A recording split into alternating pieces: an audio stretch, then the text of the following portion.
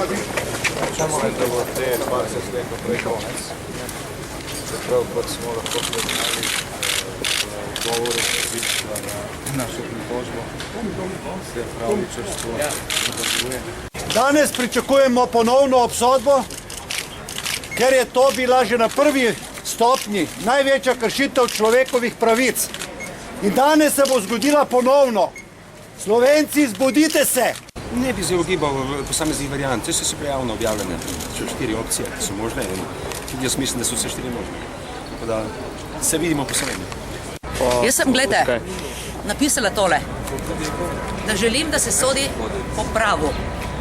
Torej pravilno, ne krivo. Pravo sodje, je rekel gospod doktor Klemen Jaklič. In zakaj smatram, da je bilo do zdaj krivo? Zaradi tega, poglejte.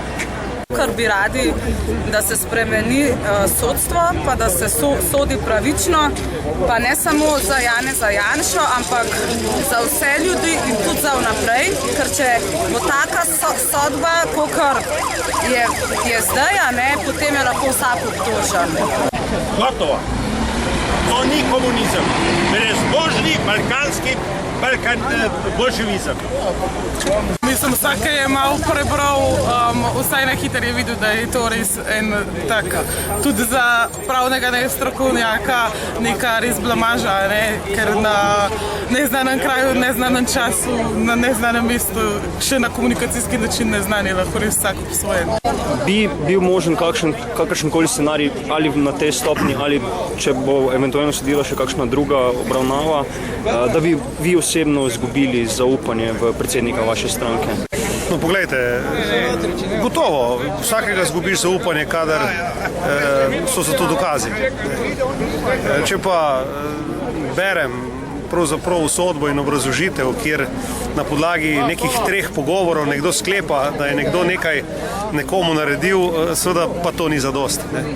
Naš predsednik ima podporo in ne vem, zakaj bi jo izgubil. Vsak, ki si je malo prebral sodbo, je videl, da marsikoga je strah živeti ali pa strah priti danes pred sodišče, ker brez dokazov pa na negotovljen način, neznan kraj, to so take metode stalinistične, ki marsikoga odvračajo ne samo od prihodnosti v Sloveniji, ampak tudi do tega, da se opredelijo do aktualne problematike. Prišli ste pred sodišče, ampak na drugo stran ceste, kot tukaj večina zbrana. Zakaj? Zato, ker hočemo pravno državo, da enkrat zapre tiste, ki kradejo. Ne zato, da je narod razdvojen. Za ene velja kazen, za druge pa ne. Če živijo v demokraciji, potem ne bo za vse enako.